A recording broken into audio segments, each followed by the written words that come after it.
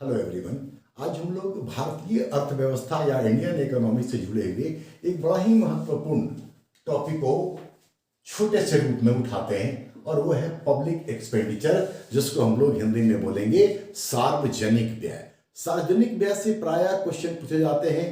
मुख्य परीक्षा में जीएस के दौरान जो अर्थव्यवस्था से क्वेश्चन पूछे जाते हैं वहां पर भी इसकी भूमिका होगी। और इसके साथ साथ प्रारंभिक परीक्षा के दृष्टिकोण से अगर हम लोग देखें तो प्रारंभिक परीक्षा के दृष्टिकोण से भी इसका बड़ा ही महत्वपूर्ण रोल रहता है और कई बार क्वेश्चन पूछे गए हैं। आने वाले दिनों में बीपीएससी का प्रारंभिक परीक्षा होने जा रहा है और बीपीएससी में पहले यहां से क्वेश्चन आया है। जब हम लोग वहां पर पहुंचेंगे तो हम आपको बताएंगे कि कैसे कैसे क्वेश्चन क्रिएट होता है और एक फॉर्मेट तैयार करेंगे हम लोग पब्लिक एक्सपेंडिचर से जुड़ा हुआ, जिसके माध्यम से आप ऑब्जेक्टिव क्वेश्चन को निश्चित तौर पर सॉल्व करने की स्थिति में आ जाएंगे। पहले हम लोग ये जान ले कि सार्वजनिक व्यय है क्या।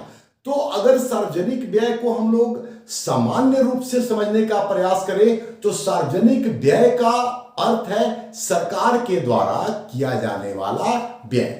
सार्वजनिक व्यय जो है ये राजस्व का एक बड़ा ही महत्वपूर्ण भाग है, उसका बड़ा ही महत्वपूर्ण हिस्सा है। और सार्वजनिक व्यय आमतौर पर कहां किया जाएगा तो किया जाएगा सुरक्षा पर। ठीक है, ये सुरक्षा देश की सुरक्षा हो सकती है, ये सुरक्षा सामाजिक सुरक्षा हो सकती है, देश के विकास के ऊपर किया जाएगा, आर्थिक और सामाजिक असमानता को दूर करने के लिए किया जाएगा,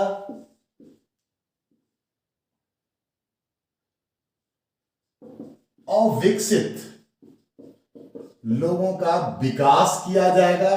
ठीक है, मतलब कि समाज के पिछड़े वर्गों के उत्थान पर ध्यान दिया जाएगा, सामाजिक आर्थिक असमानता दूर की जाएगी, लोकोपयोगी मतलब कि पब्लिक यूटिलिटी सर्विस जो हमारे और आपके दैनिक जीवन से सरोकार रखता है, जिनका कि दैनिक जीवन में महत्व है, उस पर सरकार के द्वारा ये खर्च किए जाएंगे।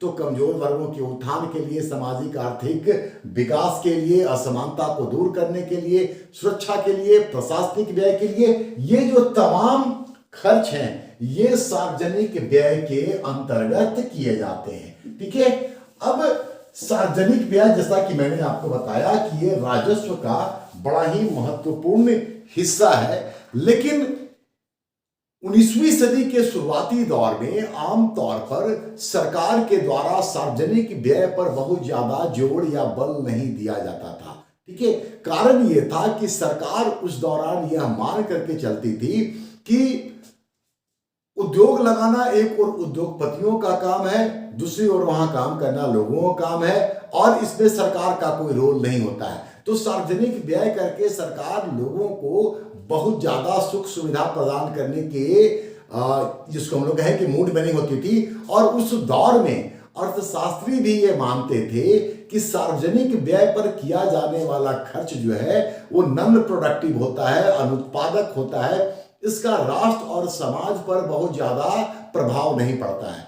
लेकिन समय के साथ लोक कल्याणकारी राज्य का सिद्धांत सामने आया और लोक कल्याणकारी राज्य के सिद्धांत के साथ ही सरकार के जिम्मे ये कार्य आ गया कि किस तरीके से अपने लोगों के विकास के लिए काम किया जाए, उनको किस तरीके से ढेर सारी सुख सुविधाएं प्रदान की जाए। तो वक्त के साथ जो कल्याणकारी राज्य का सिद्धांत आया संविधान के तहत, उस उद्देश्य की प्राप्ति के लिए सरकार ने सार्वजनिक व्यय करना शुरू किया। और अब समय के साथ एक और जहां जीवन में जटिलता बढ़ रही है, सरकार के कार्यों में जहां लगातार वृद्धि हो रहा है, क्योंकि विकास प्रशासन का कॉन्सेप्ट भी समय के साथ सामने आया, तो ऐसे तमाम कार्यों के लिए सरकार को जिम्मेदार माना गया संविधान के तहत और सरकार अपने इस कार्य को करने के लिए सार्वजनिक व्यय करती है।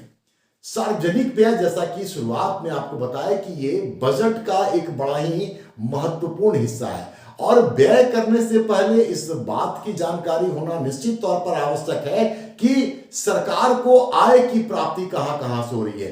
तो सबसे पहले सार्वजनिक व्यय करने से पहले सरकार जो है वो अपने आय के साधनों को ढूंढती है कि आय कहां कहां से प्राप्त होंगे। तो सरकार के आय के दो साधन हैं। पहला रेवेन्यू रिसीट, मतलब राजस्व की प्राप्तियां। पहले हम लोग ये समझ ले कि राजस्व की प्राप्तियां का क्या अर्थ है। राजस्व के प्राप्तियों का जो स्रोत है वो है सरकार की आर्थिक गतिविधियां, मतलब सरकार के आर्थिक गतिविधियों के फलस्वरूप राजस्व के स्रोत जो हैं वो उत्पन्न होते हैं। इन स्रोतों से या राजस्व की प्राप्तियों से सरकार के परिसंपत्तियों में, उसके जो असेट्स हैं, परिसंपत्तियों में कमी नहीं आती है। और दूसरी ओर सरकार की देयता मतलब कि सरकार की जिम्मेदारी या उसकी लायबिलिटी, ये जो है ये नहीं बढ़ती है। ठीक है, तो राजस्व के स्रोत जो है ये कहां से आएंगे? सरकार के आर्थिक गतिविधियों के फलस्वरूप, और इससे सरकार के परिसंपत्तियों में किसी प्रकार की कोई कमी नहीं आएगी और न ही सरकार के लायबिलिटी में कोई वृद्धि होगा। ये कहां से आएगा? तो रेवेन्यू की प्राप्ति होगी। सरकार के द्वारा जो विभिन्न प्रकार के कर लगाए जाते हैं, सरकार के द्वारा जो विभिन्न प्रकार के शुल्क मतलब फी वसूले जाते हैं, वहां से आएगा। इसके अलावा अगर सरकार ने कोई इन्वेस्टमेंट कर रखा है, निवेश कर रखा है, तो निवेश से या निवेश के फलस्वरूप जो ब्याज की प्राप्ति होगी वो रेवेन्यू रिसीट में आएगा। इसके अलावा सरकार जो विभिन्न प्रकार की सेवाएं उपलब्ध कराती हैं, उन सेवाओं के माध्यम से जो आय की प्राप्ति होगी वो सब रेवेन्यू रिसीट या राजस्व की प्राप्ति की श्रेणी में आएंगे। तो सरकार के आय का पहला स्रोत है राजस्व की प्राप्ति। इससे फिर हम दोहरा दें कि सरकार के परिसंपत्तियों में किसी प्रकार की कोई कमी नहीं आएगी, सरकार के ऊपर कोई लायबिलिटी नहीं बढ़ेगा। ये रेवेन्यू सरकार के द्वारा लगाए जाने वाले कर, सरकार के द्वारा वसूले जाने वाले शुल्क, सरकार के द्वारा जो निवेश किया गया है, इन्वेस्टमेंट की गई है, उससे जो ब्याज की प्राप्ति होगी उसकी बात कर रहे हैं। और सरकार जो विभिन्न प्रकार की सेवाएं उपलब्ध कराती है, उन सेवाओं के बदले में सरकार जो शुल्क या आय प्राप्त करती है वो रेवेन्यू रिसीट की श्रेणी में आता है। तो पहला राजस्व की प्राप्ति, दूसरा है पूंजीगत प्राप्ति। पूंजीगत प्राप्तियां मतलब कि कैपिटल रिसीट। यहां पर आप सबसे पहले तो ये जान लें कि कैपिटल रिसीट से सरकार का जो परिसंपत्ति है, इन परिसंपत्तियों में कमी आएगी, ह्रास होगा, और सरकार की देयता या सरकार की जो लायबिलिटी है वो इंक्रीज करेगी, बढ़ेगी। मतलब कि राजस्व की प्राप्ति और पूंजीगत प्राप्ति ये दोनों बिल्कुल एक दूसरे से अलग हैं। अब है कि पूंजीगत प्राप्ति कहां कहां से सरकार को होगी। तो पूंजीगत प्राप्ति होगी सरकार अगर बाजार से ऋण ले रही है, सरकार अगर बाजार से ऋण ले रही है तो ये इसके अंतर्गत आ जाएगा। इसके अंतर्गत आ जाएगा पब्लिक प्रोविडेंट फंड, ठीक है, पीपीएफ, ये आ जाएगा। इसके अलावा सरकार अगर आरबीआई से लोन लेती है तो ये लोन भी इसी श्रेणी में आएगा। इसके अलावा पूंजीगत प्राप्तियों की श्रेणी में विनिवेश, जिसको अंग्रेजी में हम लोग डिसइन्वेस्टमेंट कहते हैं, विनिवेश से प्राप्त आय, ये भी इसमें शामिल है। तो बाजार से लिया गया ऋण, पब्लिक प्रोविडेंट फंड, आरबीआई से लिया गया लोन या ऋण, विनिवेश से प्राप्त आय, ये सब पूंजीगत प्राप्तियां हैं। जबकि इधर एक बार फिर से देख ले, टैक्स, फी, ये जो पैसा आ रहा है ये रेवेन्यू रिसीट में जाएगा। इसके अलावा निवेश से जो पैसा सरकार द्वारा निवेश किया सरकार ने और इसके एवज में जो सरकार को ब्याज की प्राप्ति हो रही है, विभिन्न प्रकार की जो सरकार के द्वारा सेवाएं दी जा रही हैं, इनसे जो आय की प्राप्ति हो रहा है वो इस श्रेणी में आएगा, और पूंजीगत प्राप्तियों में ये चीजें सामने आएंगी। तो सरकार पहले आय का अनुमान लगाती है और उसके बाद वो पब्लिक एक्सपेंडिचर का या सार्वजनिक व्यय का काम करके और लोगों को कल्याणकारी राज्य के सिद्धांत के तहत अनेक प्रकार की सुविधाएं मुहैया कराती है, उपलब्ध कराती है। तो आपको अब तक ये समझ में आ गया होगा कि राजस्व की प्राप्ति क्या है, कहां से राजस्व की प्राप्ति होती है, पूंजीगत प्राप्ति क्या है और ये कहां कहां से आता है। अब अगर हम लोग आगे बढ़े तो सार्वजनिक व्यय के दो हिस्से हैं, सार्वजनिक व्यय के दो हिस्से हैं।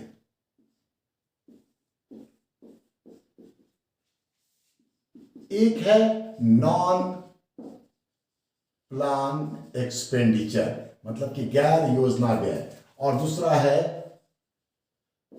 प्लान एक्सपेंडिचर, मतलब कि योजनागत व्यय। तो पहले इसको देखिए हम लोग, सार्वजनिक व्यय का वह हिस्सा या वह अंश जो आमतौर पर गैर विकासात्मक, मतलब कि नॉन प्रोडक्टिव वर्क,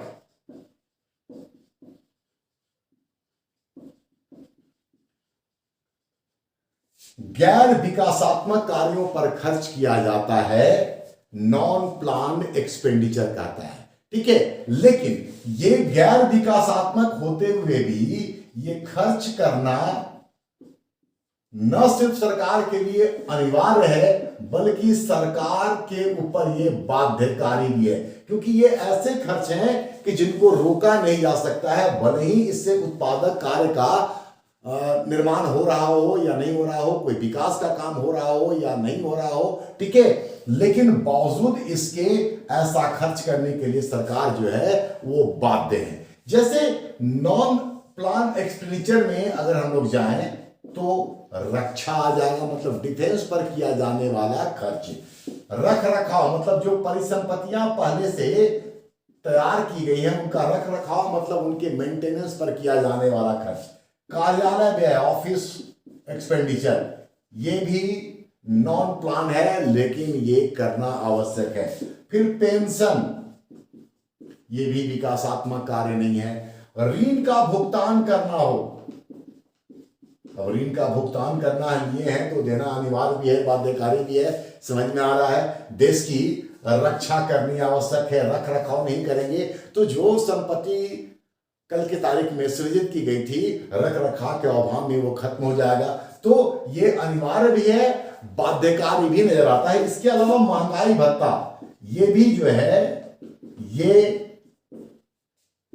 इस श्रेणी में आता है। तो नॉन प्लान एक्सपेंडिचर वैसे खर्च हैं जो सामान्यतः गैर विकासात्मक है, बावजूद इसके सरकार के लिए ये खर्च अनिवार्य और बाध्यकारी है। ऐसे खर्च रक्षा पर, डिफेंस पर, मेंटेनेंस पर, ऑफिस एक्सपेंडिचर, पेंशन, ऋण भुगतान, महंगाई आदि पर किए जाते हैं। ठीक है, अब देखते हैं हम लोग प्लान एक्सपेंडिचर। तो प्लान एक्सपेंडिचर सार्वजनिक व्यय का वह भाग है जो आमतौर पर विकासात्मक कार्यों में किया जाता है, विकासात्मक कार्यों में या विकासात्मक कार्यों पर किया जाता है। ठीक है, अर्थात इसके द्वारा नई परिसंपत्ति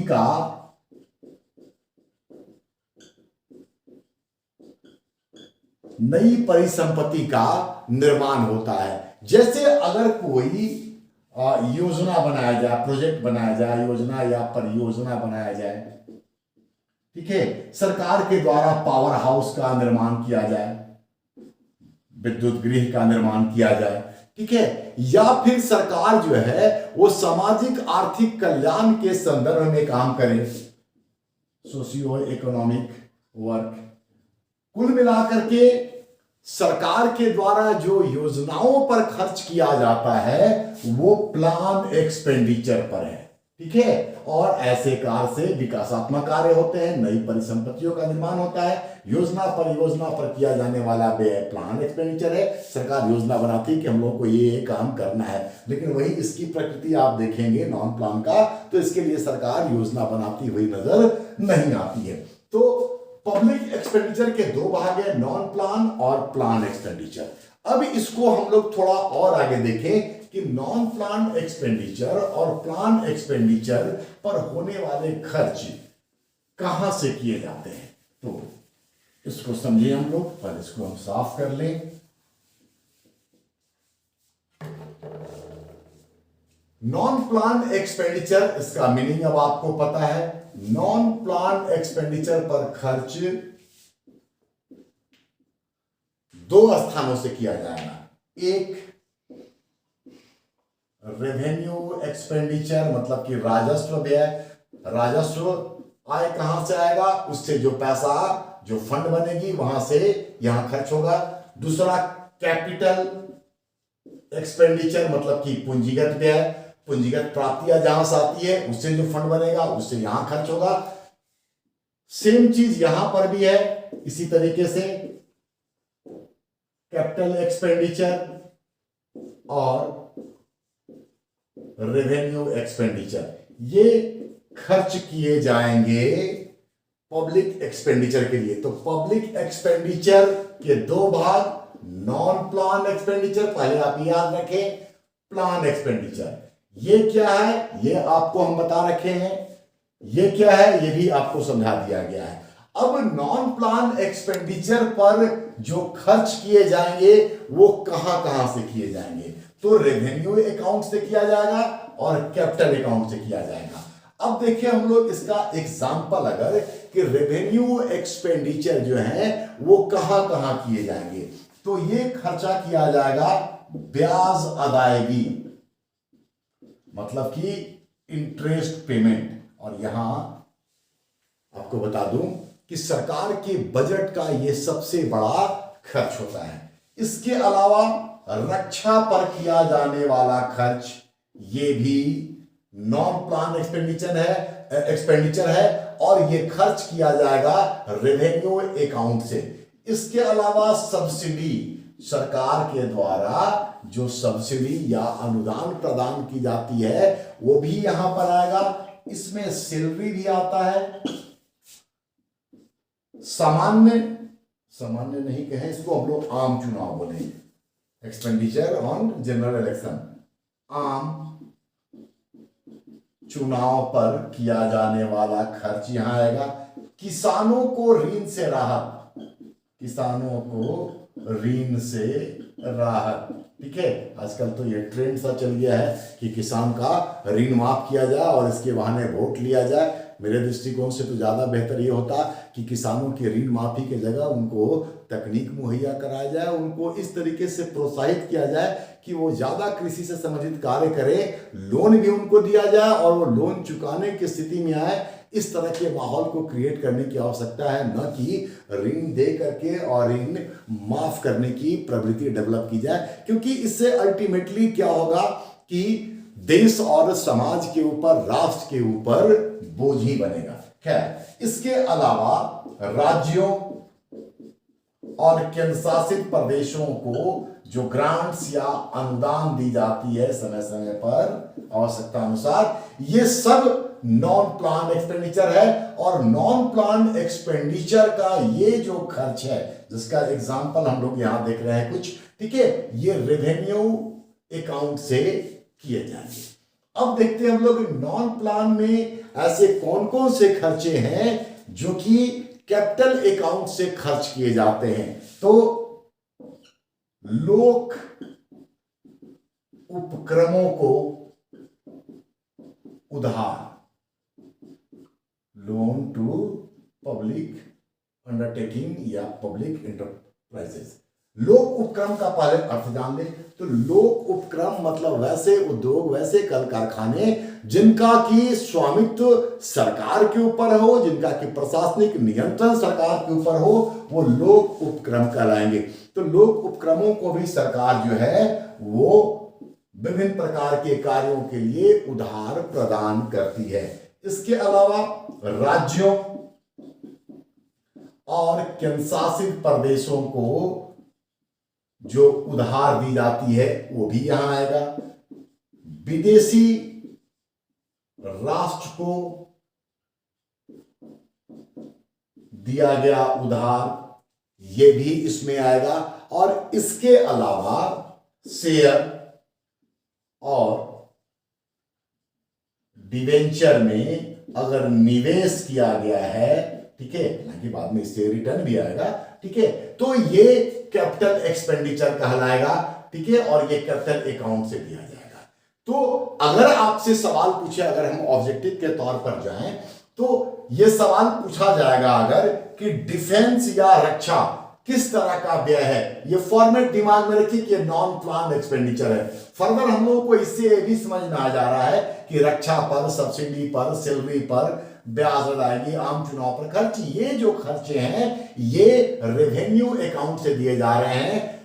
सार्वजनिक उपक्रमों को अगर उधार दिया जा रहा है तो ये नॉन प्लान है और कैपिटल अकाउंट से दिया जा रहा है। इसी तरीके से हम लोग इन तमाम बातों को समझ सकते हैं, ठीक है। तो non plan expenditure.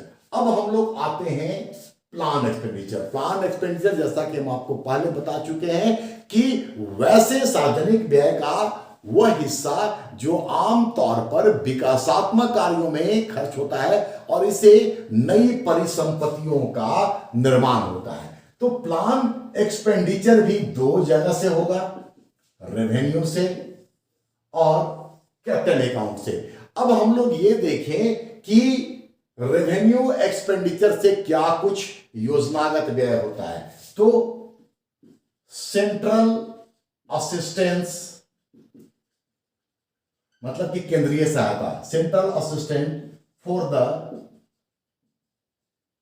Plan of state and UT, मतलब कि राज्यों और केंद्रशासित प्रदेशों की योजनाओं के लिए, राज्य और केंद्रशासित प्रदेश की जो योजनाएं हैं उन योजनाओं के लागूकरण के लिए, उसको पूरा करने के लिए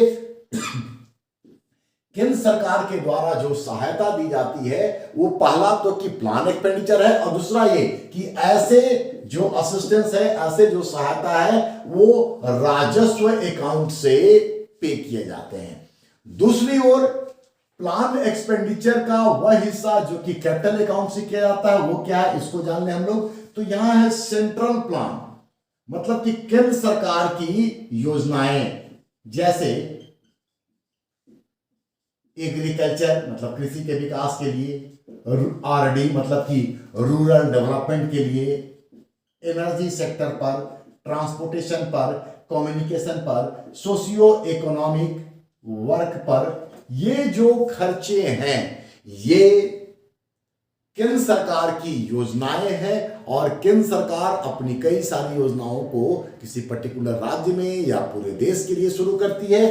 तो central plan such as agriculture, rural development, energy, transportation, communication और इस तरह के सरकार के द्वारा और भी जो योजना बना करके खर्च की जाएगी वो यहां आएगा, जो कि प्लान एक्सपेंडिचर का हिस्सा है। पब्लिक एक्सपेंडिचर जैसा हम शुरुआत में आपको बताए थे कि समय के साथ जीवन में जो जटिलताएं बढ़ रही हैं, सरकार के रोल में या उसकी भूमिका में जो वृद्धि हो रही है, क्योंकि वक्त के साथ विकास प्रशासन की अवधारणा भी सामने आई और विकास प्रशासन की अवधारणा ने सरकार के कार्य को और बड़ा कर दिया है और इन बड़े कार्यों को करने के लिए सरकार को सार्वजनिक व्यय करना पड़ता है। और सार्वजनिक व्यय का न सिर्फ सरकार का बल्कि हमारे और आपके जीवन में भी बड़ा महत्व है। सार्वजनिक व्यय के माध्यम से सरकार एक और अपने सामाजिक आर्थिक नीतियों को प्रदर्शित करती है, देश की रक्षा के लिए विदेश नीति के संदर्भ में उसकी क्या नीतियां हैं, ये तमाम चीजें जो हैं वो सरकार के सार्वजनिक व्यय के ऊपर निर्भर करता है और सार्वजनिक व्यय इन तमाम चीजों को रिफ्लेक्ट करता है, अभिव्यक्त भी करता है। तो मेरा ख्याल है कि अगर इस फॉर्मेट को आप दिमाग में रखें तो क्वेश्चन कई सारे क्रिएट होते हैं जिसका कि आप समाधान कर सकते हैं। अभी आपको पता है, जो भी हमसे जुड़े हुए हैं, हम कुछ ऑब्जेक्टिव क्वेश्चन भी आप लोगों के लिए प्रोवाइड कर रहे हैं। आने वाले दिन में आपको इंडियन इकोनॉमी से जुड़ा हुआ भी क्वेश्चन मिलेगा। हो सकता है कि इस टॉपिक से कुछ क्वेश्चन आपको वहां पर नजर आए, जिसको कि अगर आप इसको ध्यान से देखेंगे तो आप उसको सॉल्व करने की स्थिति में होंगे। साथ ही कई सारे कॉम्पिटिटिव एग्जाम में इस फॉर्मेट पर बेस्ड क्वेश्चन पूछे जाते हैं, तो उसका मीनिंग आपके सामने है और ये तमाम चीजें अब आपके सामने हैं। उम्मीद है आप लोगों को ये लाभ पहुंचाएगा। आप इस तरह की वीडियो को देखने के लिए इस चैनल को, विश्व भारती क्लासेस को सब्सक्राइब कर लें, लाइक करें, अपनी प्रतिक्रिया दें और संभव हो तो अपने दोस्तों के साथ शेयर भी करें। धन्यवाद। मिलते हैं अगले वीडियो में कुछ और चीजों के साथ।